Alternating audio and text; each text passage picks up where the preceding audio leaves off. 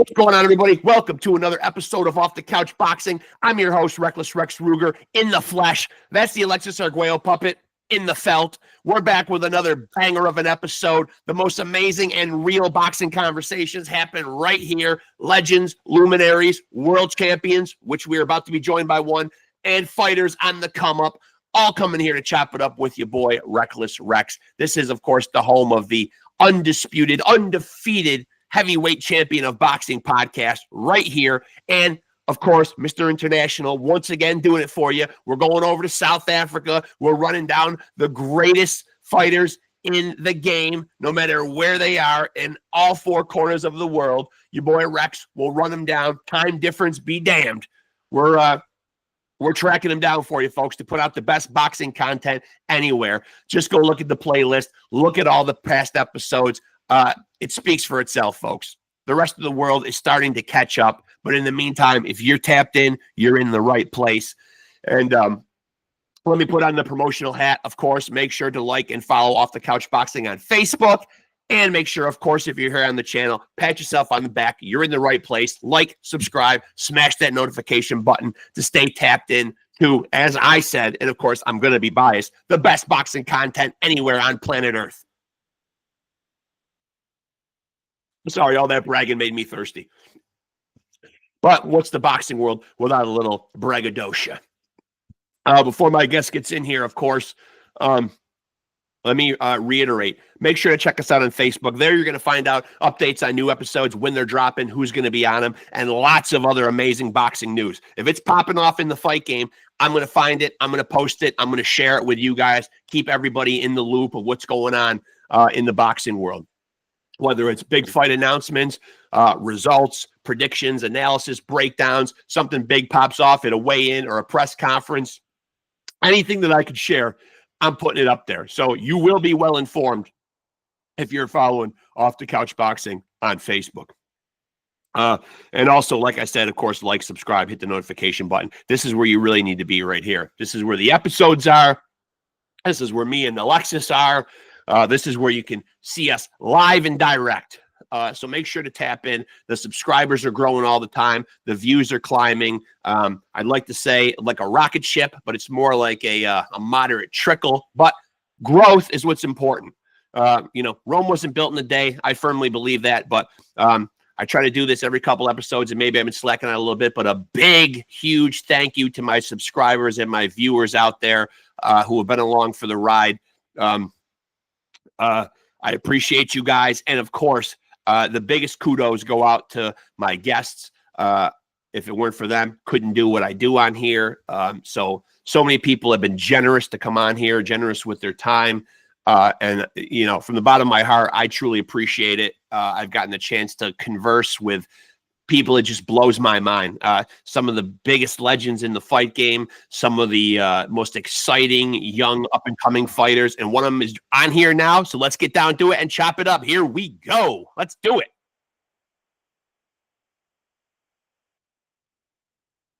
And we'll get him in here. There he is, the champ. The champ is in the building. Let's go. Let's go. Yes, sir. How are you, champ? I'm good, and you? Oh, I'm fantastic, man. I'm super happy to have you on here, man. It's really a pleasure to meet you, man. And first of all, big congratulations, man. I see you got the belt, man. I don't think it's going anywhere for a while, man. I'm happy that you got it, man. And first of all, congratulations. Yeah. Also to you too. Thanks for having me, and I truly appreciate it. Yeah, my pleasure. For people that don't know, and I don't want to mess up the name, PHUMELELA, the truth, CAFU. How'd I do? Yeah, you did great. Thank you. Thank you. You know what, man? Whenever I have people on here that might have tricky names, you might not believe this, but I actually do practice. I don't like to botch people's names. I'm really struggling, man, because, and maybe you can help me with this, because I believe he's South African as well. On the show tonight, I'm going to have Lovemore, and I don't want to say his last name wrong, Ndou. How would I say that? Ndou. No, he's from South African. Yes. Yeah. Ndou. No. No, You is know, how you're right. And I've watched past interviews with him on YouTube, and only yeah, one guy called him Love More No, and he said that guy said it the right way. So I'm going to go with that because he said it himself. So that's what I'm sticking with. So I was a little okay. nervous, man, because I don't want to botch someone's name. You know, that's always the worst. You know. Yeah, I get you, man. So first of all, man, I want to ask you, man. How early on did you get a pair of boxing gloves on? How early did you start doing this? I started boxing at a very young age. I think I got my first boxing glove was on when I was about 3 years old. So my father used to be a boxer, so I used to go with them to the gym. So I Okay. would just hit the bed, probably like fall asleep on the chair and stuff. So I ended up doing it more often. At first, it was for me like being excited and and just going out of the house. After that, as I grew older, I started loving boxing, but I made my amateur debut at the age of 7. And did you feel like, well, first of all, I want to ask your opinion because I just had a guest on a little while ago whose last fight ended in a draw. Now, you were undefeated, but you've got a couple of draws on your resume. As a fighter, man, what does a draw feel like to you? Like, do you look at a draw like a loss? Do you look at it like almost like the fight didn't matter? You know, does it get under your skin? Do you want to say, I want to run that back because I want I want a definitive resolution? Yeah, it depends on who you fought with. It depends on the people that you grew with. But for me, I take a draw as a draw. I can't say it's a win. I can't say it's a loss. But even when I fought Jackson, I drew with him. And but you look at my career. I was still at the peak of my career. I still had a lot to learn. So yeah, man. I won't say I'm disgraded by my growth or like I feel like I lost those fights or I feel Right. like I won those fights. But like as I grew older, I grew with Jackson Chawuke, the former IBO flyweight world champion. So after I drew with the because we went back and forth, and I also felt like I won the fight. So I was like, let's run it back, and we ran it back, and ended up winning the fight, the second fight, by unanimous decision. So.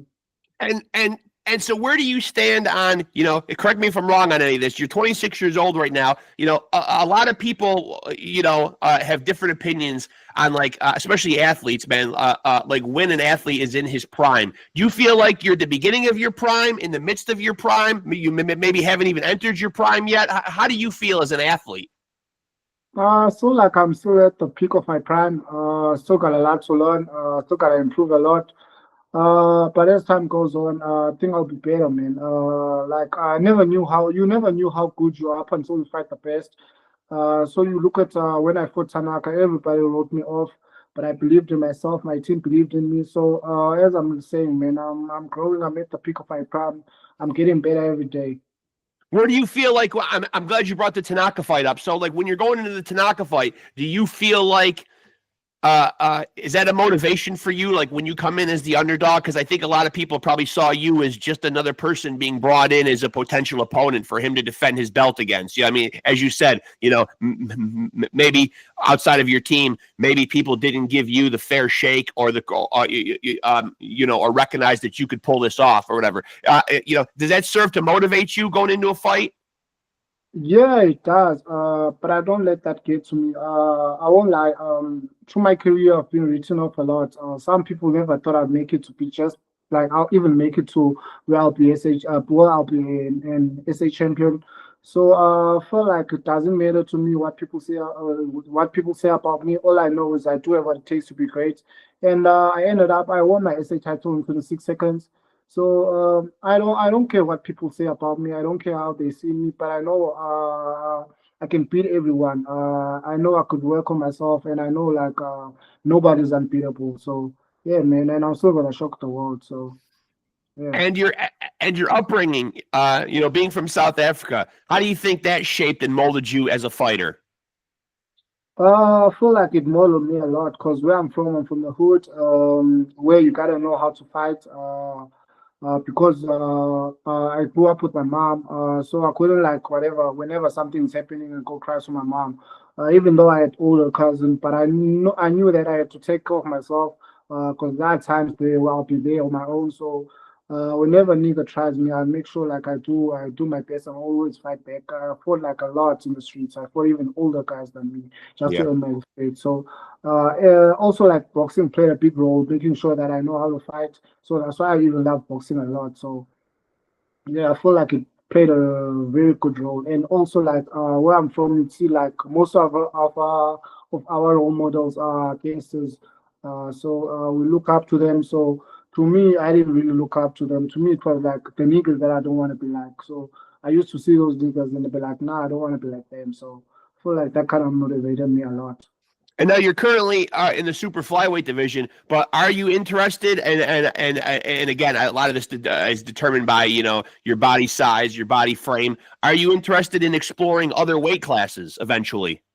Yeah, for sure. Yeah, for sure. Probably like next year or next year, I'll probably move up to bantamweight. People, I think people don't know that I'm a big super flyweight.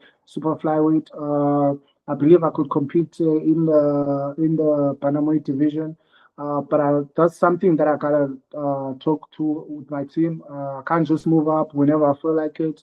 I feel like my team will know the right time for me to move up. So I trust my team, so I'll just maybe like if I feel like I'm getting too big for a division, then I'll just put it to the table that I feel like moving. But probably like next year or next or next year. But I still want to be a unified champion, so that's the main focus. I know that I don't have a lot of time in this division, so that's why I'm trying to push for eliminations. We also for unification bouts, but hopefully, man, they happen later this year or early next year. And I'm interested because you brought up unification bouts. I was going to ask, like, what your plan was while you're still at the super flyweight division. Is there anybody particularly that you would like to unify against? Obviously, me doing this podcast, I try to stay tapped in and make sure that I'm in the loop with what's going on in the boxing world, so I can put it up on my Facebook page, so I can talk about it on my show or whatever. There's been a lot of stories, and maybe you can validate them, with you being linked to a potential fight with Bam Rodriguez.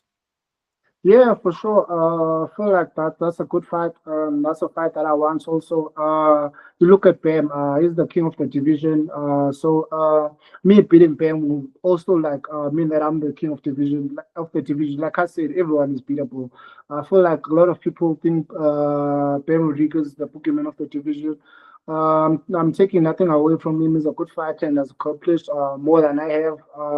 But like I'm saying, man, I want to fight the best. Look at me now, which means I'm also an elite fighter. I just beat a fourth division world champion, so I'm Yeah. also an elite fighter.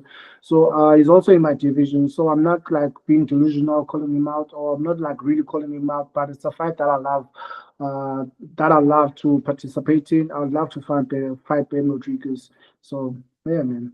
And again, a lot of the same thing kind of goes along with your fight with Tanaka, though. You know what I mean? Like when I read these articles about this potential fight happening, and again, I know you don't care about what people say or whatever, but obviously, everybody has like opinions. And as you said, Bam is so highly regarded in that division. I know you don't care about what people say or what they're going to predict the outcome of the fight. You know what I mean? But do you use a big challenge like that? Like you referred to him as a possible boogeyman of the division. You look at him and say, wow, I want to get myself up for this challenge. Does that motivate you? To fight somebody who's, he's on everybody's pound for pound list right now.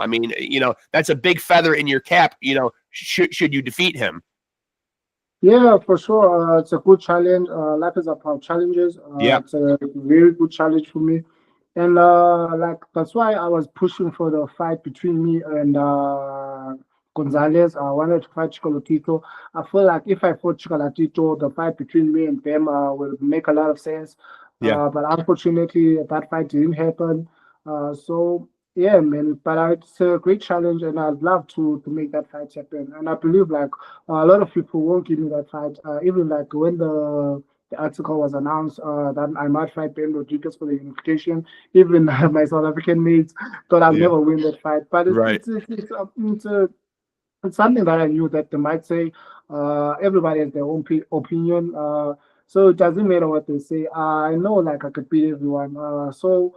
For me, going up against them would really like boost my spirit a lot. So yeah, man. Hopefully that fight happens in the future. And what do you think about like some of the other champions? Obviously, Bam is like, as you said, he's one of the biggest names in that division. But I just want to get your take on some of the other belt holders there. The WBA belt is Fernando Martinez. What are your Yeah, thoughts on him? yeah. Fernando Martinez is a very good boxer. Uh, Probably like he doesn't skill wise is not that good. But he's a pressure fighter, and his style really works for him. He's also undefeated. I won't lie. Martinez, the guy that I was looking to fight because Martinez was the IBF world champion before he fought Ioka. And I was also rated number 4 in the IBF Yep. ratings with no number 1 and 2.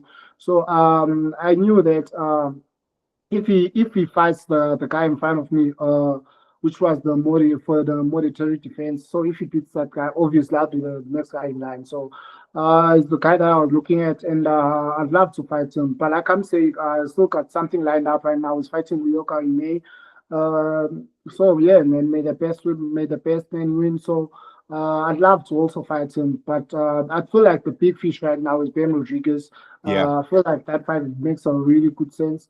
So yeah, man, I feel like it doesn't matter even if I unify against Martinez. Also, that would be a good fight, and Martinez is a very, very good fighter. So I also love to fight him, but I feel like Ben Rodriguez is rated above Martinez. So me beating Martinez, which means I become the king of the division. Saying that if I beat Martinez, the people will say I still have to fight Bam in order Right. to earn my stripes. So Yeah. I feel like if I go straight for Bam, which means I've already earned my stripes, and yeah, man, I'll show people that everyone is beatable. As a fan of the sport, because I'm sure you're also a boxing fan, are there guys out there right now doing it that you enjoy watching?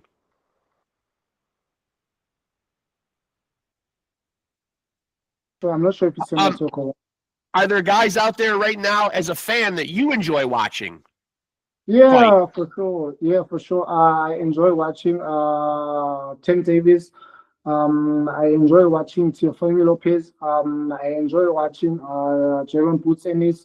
I enjoy watching Jamal Charlo, the Charlotte twins.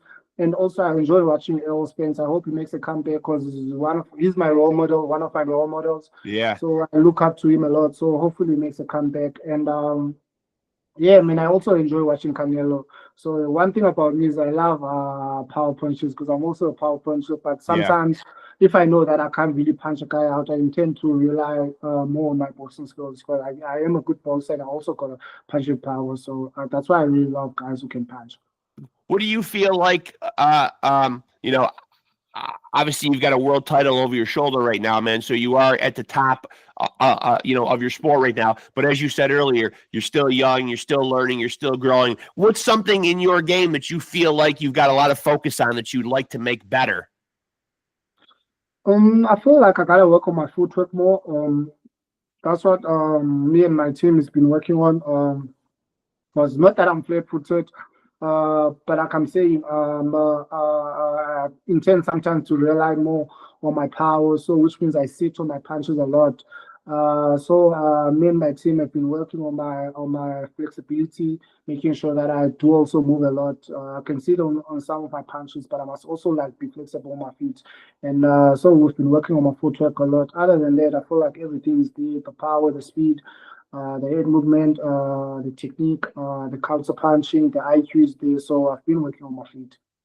And when you're growing up watching boxing, did you have guys that you were watching on TV that you were looking up to? You mentioned Errol Spence was a role model, but like, were there guys that you were watching? You know how like when we're young, we watch sports and we kind of have those sports heroes that we like look up to. Did you have any of those kind of guys? Yeah, I used to watch Floyd Mayweather a lot as an amateur. Also, Oscar De La Hoya, Tito Trinidad, um, who else? Also, like here from South Africa, Mapere Choi, Kabula Vabaza, Lusanda Komanisi. So, yeah, man. What do you feel like is your ceiling as far as like how high you can go in weight? You mentioned going up to bantamweight, because you mentioned being a big super flyweight. So like, where do you think your ceiling is? How high could you go? I'd say since I'm big and because of my height, I think I could go as high as featherweight or junior lightweight. Yeah. So I And feel like that's the ceiling. and so are you somebody that typically walks around pretty close to your fighting weight? Do you have to do you struggle to make weight? Or is it No, pretty easy? I don't walk around close to my fighting weight. But whenever before I start camp, I make sure I'm close to my fighting weight. Because I believe if you walk around like very close to your fighting weight, which means your body won't like recover after the weigh-in. So you also after the weigh-in, you also gotta gain some kilos. So yeah, man. But I'm not that far apart from my weight. I'd say probably like 7 kilos, six Okay. sometimes 7, 6. So yeah, that's how I walk around it. But before I start camp, I make sure I'm not over like 5 kilos. And so what's the biggest change been like now that you got that strap over your shoulder? Now when you become the world champion, man, like what's been the biggest lifestyle change or the biggest change in life that you've noticed? I feel like people right now respect me a lot. People respect me a lot right now, but I don't let it get to my head. I always see myself as the same person that I was, because I don't want to treat people badly. I've seen people that call themselves stars and they intend to let it get to their heads and they intend to treat people very bad, Yeah. how they walk around people. So I'm trying so hard to be the same person and making sure that I focus on myself and try to stay humble as possible. Also, I'm trying to cut down my eating habits. I'm a foodie. I love food a lot, and I also love junk food. So that's why I'm trying to control at the moment. I'm trying to stay away from junk food. I'm really like trying because I want to like make sure that really become an elite star. Really become probably like maybe like one day make it into the South African Hall of Fame or the World Hall of Fame. So that's the goal. That's every boxer's dream. So that's also my dream. So I'm trying so hard to make sure that I make it there. What is the go-to junk food, man? Like what's the one that really has its hooks in you, man, that's the hardest to avoid? I love chocolates a lot. Yeah. Chocolates and also there's things that we call dumplings from KFC. I love dumplings, burgers. There's thing that they call double crunch burger. I love a double crunch burger with some dumplings and sodas, chocolates. So yeah, that's what I'm trying to say. Sometimes even when I'm in camp, I'll find myself craving a burger or craving a chocolate. I'll be like, nah, Yeah. let me not go there. Or maybe like if I see that okay, I do have a cheat day, probably like Saturday, I'll be like, okay, let me just get a single burger. That's for today. and and and so would you say that's the hardest part about a fighting camp is depriving yourself of the food, or is there another part of camp that you don't like? Yeah, for me, it's depriving myself food. One thing about me, I won't say I won't lie to you. I don't love trainings. I love training whenever I'm training out of camp. But once I'm in camp, the training starts to get hectic. It gets hard, and I don't like it. But I do it because I have to, and I want to be great. So I intend to enjoy it and make sure I'm all in there. But the worst part is the food, knowing that you can't eat whatever you're craving for. Yeah, Maybe sometimes you'll be craving for a soda and be like, that's rough. Yeah. yeah, so even after you drank a juice, you're like, I'm still craving for a soda. I feel like the thing that maybe like try to tone down my cravings a bit. I'd say probably like make a protein shake. I feel like it's better than having a juice because it's that sweetness It's of at taste. least sweet, right? It's at least, yeah, at least Yeah, somewhat so sweet. so at Yeah, least that's that's rough. something. Yeah. I imagine that's probably tough, man, because you're trying to make weight, and the biggest thing is probably is got to be, I mean, is sugar. You know what I mean? Mhm. You're gonna pack on weight. It's gonna be the sweets. You know? Yeah, for sure, man, for sure. Sugar is really bad for our bodies, but we love it a lot. So, as soon as I start camp, I try to make sure I stay away from sugar. I try my best to stay away from sugar. I will get some cravings, but I'll try and make sure that I don't really like go there. I'd rather have a burger instead of like having a chocolate, because you might find yourself having a chocolate and struggle to cut it. So yeah, man. I think it's better if I cheat with food than cheating with sweets. So Yeah. Now, do you feel like? I know you're still young. You still got a lot of boxing career ahead of you. But have you thought ahead to when you actually hang the gloves up? Do you feel like you'll always have a part in boxing? Are you interested in after you're done fighting in the ring? Are you interested in promoting or training or any of that kind of stuff? Do you feel like you'll always have involvement in the sport? It depends how I hang up my gloves. But if I get to the point where I want to be, obviously I will try and make some change. Because in my hood there's very good, talented boxers. But like I said, because of our role models and people that we look up to, so they ended up joining some not like good things. I've got niggas that I grew up with. Some are dead right now. Some are in jail. Yeah. So I'll make sure that I change the narrative and probably like build a gym in my hood and try to build a camping space for boxers in my hood and make sure they camp there, they stay there, try and stay away from all the negativity in the hood. So yeah, man, one day I'd love to be probably like a boxing manager. And And what about now, what about when you see these events? I know it's kind of a polarizing topic. There are some boxers who like the fact that it brings eyes to the sport, but then there are some old school boxers with that old school mentality who don't like it. But where do you stand on these Jake Paul type events? Are you a fan of watching these? Do you think they're good for boxing? Do you look at Jake Paul as a boxer, or has he not earned that respect yet? I feel like what Jake Paul is doing, it's good for boxing. It's good for boxing because now you find people that were Jake Paul's fans. They intend to watch boxing right now because Jake Paul, you find Jake Paul calling out names, Right. and I feel like it brings a lot of eyes into the boxing. So that's kind of like really good for boxing, and I respect what he's doing. I know a lot of people don't like him. I'm not his fan either, but I respect what he's doing, and it's good for boxing. So. Yeah, I think we should keep on doing what it's doing. Now you look at also like the WWE, the wrestling, what it's doing right now. It tends to bring Paul. Sorry, it's Yep. Logan Paul, right? Yeah, Yep. Logan Paul now right now is a wrestler. You see, they once invited Speedy. So what they're trying to do is try to bring numbers because right now everything's about numbers. Yeah. So I feel like it's kind of good for the sport of boxing.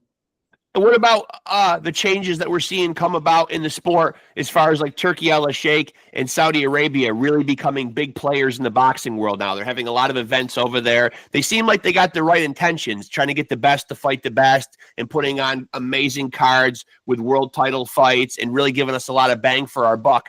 But then I see there are also a lot of people that are very protective of the sport, and they're saying, do we want these guys taking over the sport? Where do you stand on what Saudi Arabia and Turkey Al Sheikh are doing for boxing? Do you like the moves they're making?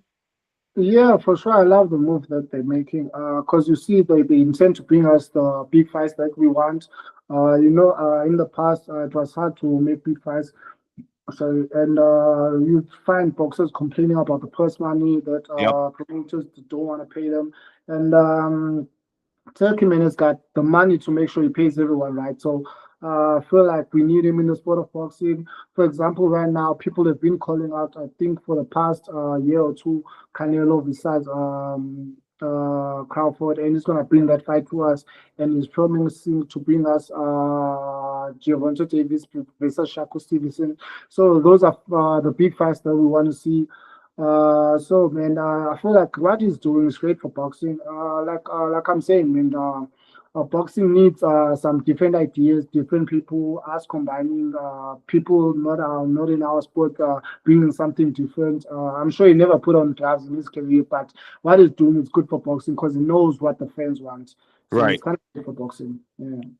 And I'm curious about the mental side of the sport because I feel like, and I've asked other boxers on this here too, obviously a lot of the physical stuff, there are a lot of guys that are blessed with God-given talent. They have a natural ability, but there is a lot of the physical stuff that can be taught. How to throw a jab, boxing footwork. A lot of that stuff can be actually taught. But the mental side, I don't think everybody necessarily has. I think most people's tendency is to want to avoid a fight at all costs, to not have a confrontation against another man. It's just not natural. Most people want to avoid it. They want to turn. They want to get away from a confrontation. When did you know that you had the mental toughness to be a fighter? Does that come from your upbringing and your background?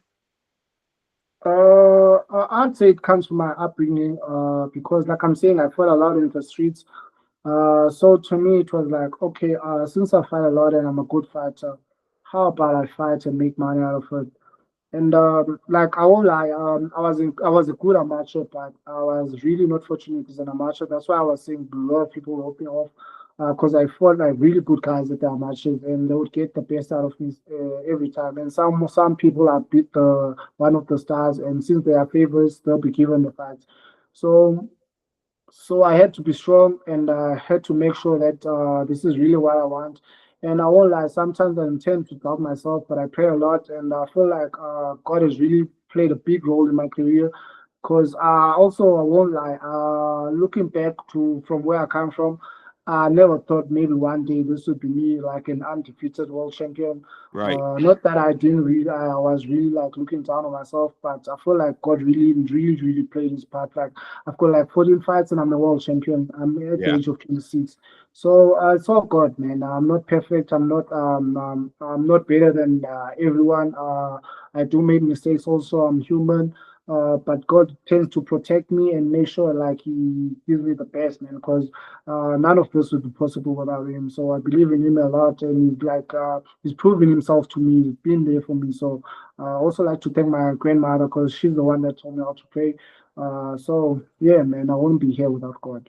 I learned a lot of shit from my grandmother too. I got to give my grandmother a lot of credit too, man. You got to listen to those Yeah, old folks, man. They know, you know. yeah, They've yeah, been there already. They've been where we're at. yeah. You can gain a lot of wisdom. Now, where does the I imagine a lot of it is hyping a fight and selling a fight, but I imagine that a lot of it is your own personality coming out too. Like when you come to the ring with bright shorts and purple hair, you know what I mean? Like, what is that all about? Is that you expressing yourself? Is that something inside of you that comes out?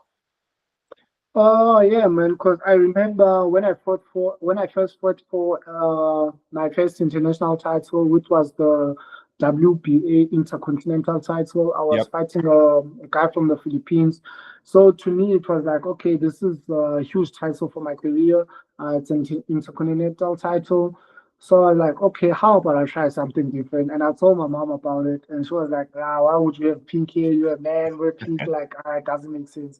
And I told my manager also about it, like I want to do this. He was like, okay, if you want to, you can do it. Yeah. So to me, it was like, okay, let me try it. If it doesn't work, I'll just let it go. Then I made pink, and everyone really liked my style that I had pink hair, like pink shorts and stuff. So to me, it was like, okay, let me just set a trend that's different.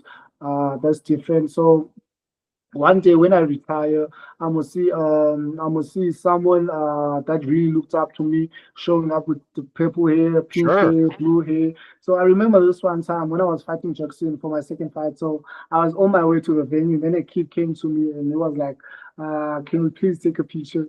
I was like, "Okay, cool." So I had a cap on me, and the kid had a blonde and a blue hair, which is something that I made on my previous fight. So he was like, "Can I please see what sound we have on?" So it's kind of like motivating Yeah. for the kids also because they intend to notice me a lot. Even after my first fight, when I made pink, people would recognize, "Oh, this is the guy that fought because of my hair."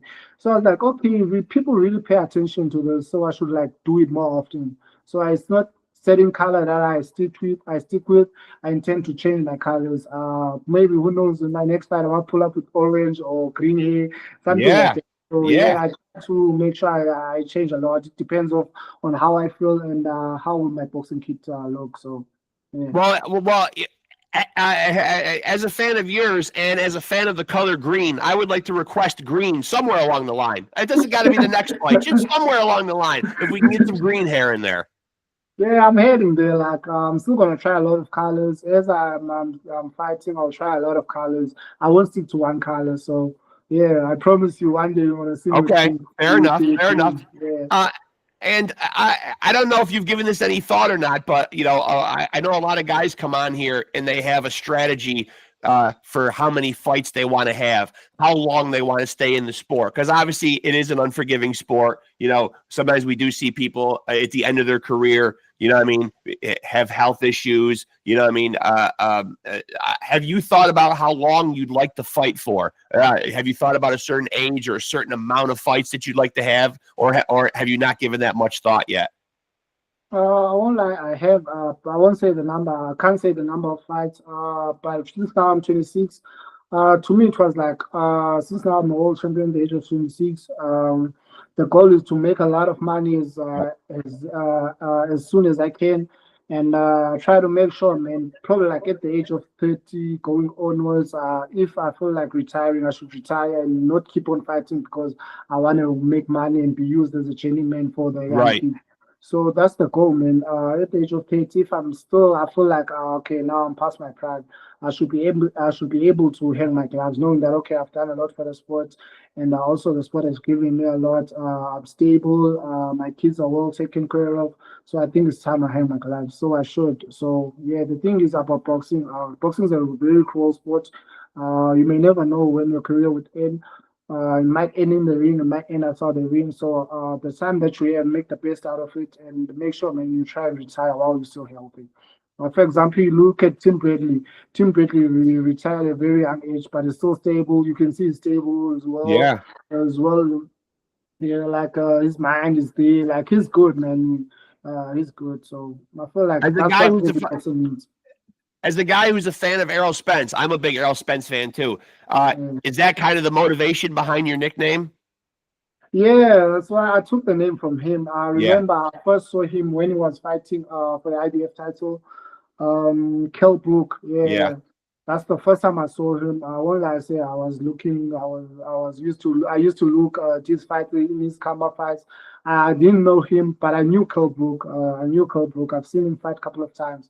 So I was like, okay, who is he fighting right now? So I was watching the fight between Spence and Cole Brook, and I was like I was really invested to him after like he dominated the fight. I'm like, who's this guy? Like, you could see the charisma, man. How he was Oh getting yeah. in, the fight, the way he was dressed. I was like, okay, okay, this guy is good. I looked him up on socials and Instagram. I was like, okay, let me just follow him. So I followed him and saw how he carries himself outside the ring, inside the ring. Like, okay, man, this is the guy that I should look up to. Because you look at Spence. Spence is a very humble guy. Even after the Crawford loss, how he took the loss, you could see he didn't make any excuses. It was just okay. We lost, so off he was. He took some time off social and went for vacations. Spent some time with his family. So that's really good, man. I really hope he makes a comeback. If it doesn't, that's also good for him Yeah. because he's In his defense, though, still healthy. he's been through a lot the last couple of years. He really has. You know what I mean? Yeah, He had a detached retina. He was in that terrible car accident where he's lucky that he walked away yeah. from it alive. So he's been through a lot. It's been true a lot. I also like after the car accident, after I saw the car, I even doubt he's gonna make it alive because you saw how the car was. So I Yeah. thought Oh I yeah. prayed to him, okay, he really makes it out alive. And he was alive and healthy. I was like, okay. Then he came back, he fought Garcia. I was like, and then he destroyed Mikey Garcia. I was like, Yep. okay, he still got it. Then he also like fought Sean Porter after that fought Hughes. But you could see after in the fight when he fought Hughes, he dominated Hughes, but you could see he wasn't really himself, the space that we really know. So yeah, man, I feel like if Crawford first fought Spence before the accident, it could have been a different outcome. Yeah. But Me too. yeah, man, we may never know. But as long as he's still healthy, still alive, and he's good. So yeah. I'm glad you brought Crawford up though, because aside from talking about your career for a minute, I want to get your opinion on. It seems like at the end of this year, we're going to see Crawford climb all the way up to super middleweight and have a fight with Canelo Alvarez. Do you like his chances in that fight? That's a big task. Obviously, Canelo has been at 168. He's been living there and campaigning there for a number of years now. So obviously, this is Crawford coming up to kind of his home turf, so to speak. I don't know about that fight. I won't lie. Before the Crawford Express fight, I used to like Crawford. Not that I'm hating on him right now, but Right. I don't feel the same way I did after what he did to Spence. Um, but I don't think he can beat Canelo at his division. Not that I'm writing him off. Right. Crawford is a good fighter. He does have the skills. But you look at Canelo, how he walks down his opponent, and I feel like Crawford is gonna be like a bit light for Canelo in that division. But I've seen some. some posts. I think one time Crawford posted his weight. He made about 190 Yeah, he's walking around pounds. heavy right now. Yeah. Yeah, something like that. And people are saying Crawford does look big. But I don't know, man. I don't know. But you must never believe whatever you see in the internet, because Right. there's a lot that you see in the internet. So it doesn't mean everything that you see is true. But judging size wise, I feel like Crawford is gonna be too light for Canelo. You even look at Crawford after when he fought Midrimov, he was struggling, but he won the fight. I think he won the fight, even Yeah. though it caused a controversy. But I feel like he won the fight. But you look at how he performed, he didn't really perform. We thought he's going to dominate the fight. Imagine performing like that against a fighter that's got 10 fights. Right. That's a And great point. That's a great point because I think how he performed against Madrimov, I think people forget that he won that fight because I think they expect him to be dominant. You know what I mean? So they look at anything that's not dominant as almost like a loss for him. You know? Yeah. I feel like he won the fight, but since we like boxing people, we thought he's gonna dominate the fight because Right. he's fighting a fighter with 10 fights, so he's supposed to go in there and destroy the fighter. Right. But it didn't go his way. But he won the fight. Now you look at that, what it was his fight, his first fight at 154. So it's kind of like interesting how he's gonna do in his next fight. Maybe now he's starting to get comfortable at 154. Now imagine you just like moved from 154. Imagine making a jump to 168. So I it's gonna know. be too much for him. I It's a feel like lot. it's too much for him, especially fighting an elite boxer like Canelo. So I feel like Canelo is a better edge. That's how I feel. And so you are out of your 11 victories, 8 knockouts. So I think people would automatically, throw you in that category of, a big puncher, a knockout artist, for lack of a better term.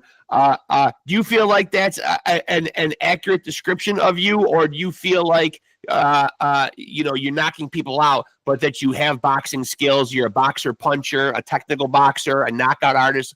Like what label do you like to put on yourself? I'd like to put on a technical fighter because I feel like I do have the technique, I do have skills. For example, if I was really a knockout artist, I dropped Tanaka, which means it could have been easier for me to finish him, but I couldn't. Right. But I feel like I'm a boxer, I'm a good boxer, but I do have power.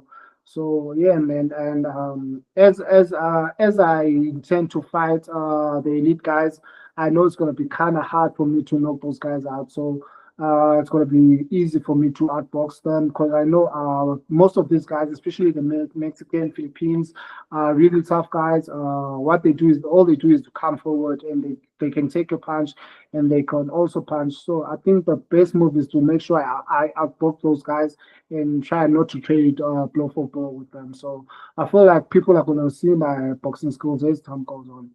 Is it hard because when you go into the ring sometimes, I don't know how much you think about this or if it's in the back of your mind or whatever, but because you are still young in the sport and you are still building your resume and building your career, do you ever give it any thought about how quickly it can be derailed with some of these bad decisions that we see? Unfortunately, and I'm critical of this on the podcast all the time, we are still seeing bad judging and bad scorecards. Yeah, man, it's true, and that's really bad for boxing. But I won't lie. Ever since I turned pro, I've never been a victim of that. You look at my draws, I feel like they're all draws, well-deserved draws. I can't say, nah, I was robbed of this fight, I was robbed of this fight. Right. So I can't really, I don't know how it feels to be robbed. But that's really bad for boxing, man. They shouldn't do that to boxers because you go through a lot preparing for a fight. Now you get in there and do what it takes to win, and still they don't give you the W. So that's really crazy, man. I feel like judges should also like put that into consideration, because I feel like whenever they're judging a fight, they're judging according to who's their favorites. I feel like they gotta eliminate that mentality and be fair, man, and judge everyone equally and fairly. And do you feel like when you look back at the scores of the Tanaka fight, which were very, very close, it was a split decision, but they were 114, 113, one for him and 2 for you. Did you feel like that it was that close of a margin? Did you feel like it was a wider gap between you two? Yeah, I feel like it was that close. Even if I lost the fight, I was gonna cry and be like, I got dropped. I feel like it was a really close fight. I feel like I took the early first half of the fight, and Tanaka took the last half of the fight. So that kind of feel like the knockdown really made a difference. It really helped me a lot. So I'm really taking nothing away from Tanaka, and I've been saying this. If Tanaka is looking for a rematch, I'm open for him to give a rematch because it also gave me a chance. I was in a Moditeri challenger, sorry, but I was in the top 5, so it gave me a chance. So it would be like fair enough for me to also give him a chance. I thought they're gonna like go for a immediate rematch. Right. But maybe they still wanna like try and bring him back and probably like call up for a rematch. But since he gave me a title shot, I'll sure give him one. So the fight was well judged, and thanks to the judges, man, for being for judging fairly and not be like okay, Tanaka is in his home ground, so he deserves a win. So yeah, man, I'd like to thank every judge that was judging. They really like judged the fight. I feel like they judged fairly. And when do you feel like here in 2025, when do you think we'll see you in action again? Fighting on the 24th of May here in South Africa. I'm defending my title, and yeah, man, my team has been talking to some people, and like Andrew Maloney also has been like calling me out on the Yep. socials. I'm like, okay, that's the fight that I want. I've been telling my team they should try and negotiate with them and try and reason with them. So yeah, man, I don't like you never see me calling people out on socials. Right. But when somebody calls me out on socials and I don't respond, it's gonna be like I'm attacking him or something. So I don't want him to think that I'm attacking him because I remember, I think since they announced that they're still not sure on fighting, he texted me on Instagram like he was like, I thought you said you're not attacking anyone. I was like, I'll never attack anyone, and I still stand on my word. I'll never attack anyone. Right. And I'll never attack anyone. Like I'm saying, I want to fight the best, and I feel like Henry Maloney, compared to the guys that I want to fight, he's the easiest of them all. Like you look at them, you look at Martinez, you look at Gonzalez. Henry Maloney would be the easiest of them three. So, Yeah. why would I attack him? But I'm calling out the guys that are better than him. So to me, it was like, okay, that's why I want to fight him. So hopefully, man, my team can make that fight. If they can't, I'll just fight anyone that's there for me to fight. But hopefully in the future, man, I hope he gets what he wants because I really don't like someone that really calls me out like that. So yeah, man, I really don't have any respect for him after like what he's done and how he's doing me right now. So look at me. I was supposed to fight Gonzalez in Feb. They said they negotiating for the fight. My team was negotiating for the fight since December last year, November, December.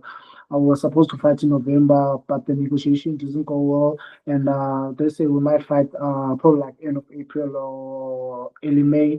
But the negotiation didn't fall through. That's why they opt for the option that I'll be defending home. But I didn't go out on social say, Gonzalez is attacking me, blah, blah, blah, blah, blah. Because you look at Gonzalez, he's a legend, man, in the game. So I should respect him and not speak bad about him because he's achieved far a lot than I have achieved. So I showed respect for him. I was like, okay, the fight is not happening. Okay, cool. I didn't think it attacked me. I don't know what really happened. So man, I feel like I still respect him regardless. So hopefully, man, if he's still like not retired, hopefully I'll fight him in the future. So And I know you said, the Bam Rodriguez fight, certainly makes sense, and it's certainly a fight that you'd like to head in that direction. But do you feel like, you talked about a fight like Andrew Maloney? Do you feel like there should be like a fight in between you fighting Bam Rodriguez, or if that fight presented itself, you'd go? Obviously, you're going to fight in May, and do you feel better taking a fight or two before Bam Rodriguez? I won't lie, if that fight presents itself, I'll take it. That's what I've been telling my team. At the moment, I can't say I don't want this fight right now. I can't fight this fight right now. I'm not ready for this fight right now. I still want to keep my belt. No, I'm not that type of a dude. I feel like if the fight presents itself, I will take it with both hands. And but also like me fighting a single fight before fighting him, or maybe fighting or two fights before fighting him, I feel like it will also like work in my favor because I think it was the second time that I fought 12 rounds. I fought for full 12 rounds when I fought Tanaka. So like I'm saying, I'm still learning. So as I'm fighting, I'm getting better and better and Right. better. So yeah, man, that's how I feel. And what will be the difference the next time you step in the ring in May? What do you think people will watch the fight? What would you hope that they take away and say, wow, from the time we saw him fighting Tanaka, he's a drastically different fighter. What will people notice? I feel like in my next fight, I'm gonna be. Doesn't matter who I'm fighting. I'm gonna show people that I could be an intimidating fighter. I'm gonna come forward a lot because you see the fight that when I was fighting Tanaka, I was always on my back foot and waiting for counters and trying to counter Tanaka. So I think I'm gonna show my fans right now that I also can be a aggressive fighter. I can also come forward and I can also track. So but I'll be able to show my fighters. So yeah. Exerting yourself more as the champion, then. Aggressive. Yeah. Make sure that even the challenger does feel my presence. I don't want people to say I won the fight because I was home. I want people to know that if I win the fight, I really won the fight fairly and smooth. So yeah, man, that's how I feel. I want to be like very dominant on this fight. Is there an obvious buzz or an excitement because you are fighting in your hometown? That's got to be a huge thrill. Yeah, it's a really huge thrill. It's a very huge thrill. It's been a while since I've played back home. So, yeah, man, I'm really excited. Now that I know my home fans will be there, my family will be there to watch me. Because a lot of my fans have been asking me, when are you fighting back home? When will you ever come back home and fight? So, yeah, man. Because last year I only fought once. So, yeah, so my friends have been telling me that they miss seeing me in the ring and when am I fighting back home. So, and a lot of my friends have been hoping that my first defense will be at home. So, yeah, man, my promoters, thanks to my promoters, my manager for giving my fans what they want. Shout out to Boxing 5 Promotional, Larry Winston, and North Dark Management, Colin and Makanjani. They really like doing a lot for me. So I truly appreciate them because it's not easy to stage a world title fight. So yeah. Hey, listen, champ, I really appreciate you doing this, man. This was a real honor, man. I always tell people that whenever I do these episodes, and I've done almost 200 of them, usually I have people on here for a specific reason. I don't just pull their names out of a hat. I have them on here because they've come on my radar for a reason. I watch what they do. I admire them, and I respect them. And you're one of those guys that I'm always excited to watch. I've been following your career and tapped in since day one, man. I really like what you do, man. You've caught my eye, man, and I'm sure lots of other people. So I was excited to have you on here, man. It was a real honor for me, man. And I think out of almost 200 episodes, you might be the only guy who's brought a world championship belt into the episode, man. So that's a game changer right there, man. The belt on the shoulder the whole time. Yeah. That made me feel good, champ. That made me feel good. I'm inspired. I'm inspired today. Yeah. Thanks, man. Thanks for having me. Like I'm saying, we as boxers really need a platform like this to express ourselves. Thank you. Because, like you said, boxers really go through a lot. Some things that don't check about. So, shout out to you guys to make sure you give boxers a voice. So yeah. Thank you. That means a lot to me, man, coming from you. Really, that means a lot, man. And I appreciate you joining me. I know there's a time difference. It's later in your country than it is here, or whatever. So I appreciate you just jumping through those hoops and making this happen, man. It really was an honor. I'm in touch with you now on WhatsApp, so definitely stay in touch. I'd love to have you back on again after your next fight. Okay, thank you so much, man. No problem. Yeah, I appreciate you, champ. Thank you so much, and certainly best of luck, man. I'll be watching. Appreciate you, man. Thank you so much. All right, thanks, sir. We'll talk soon. Thank you. Cool.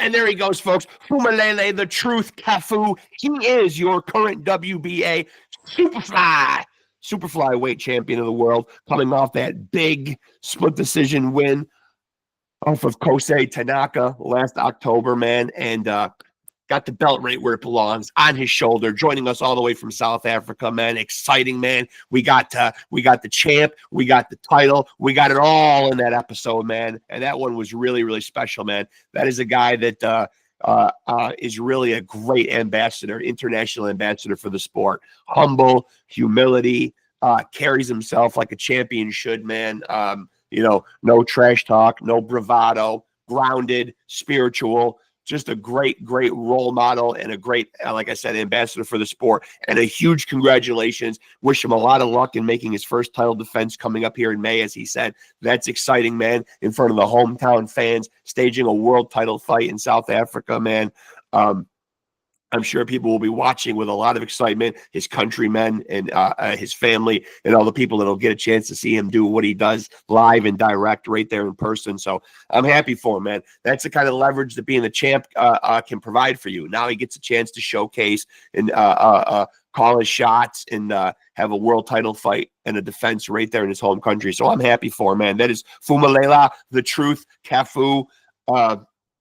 Go back and watch the amazing fight that he had with Tanaka in October, man. As I said, razor thin, a split decision victory. Back and forth boxing, amazing action.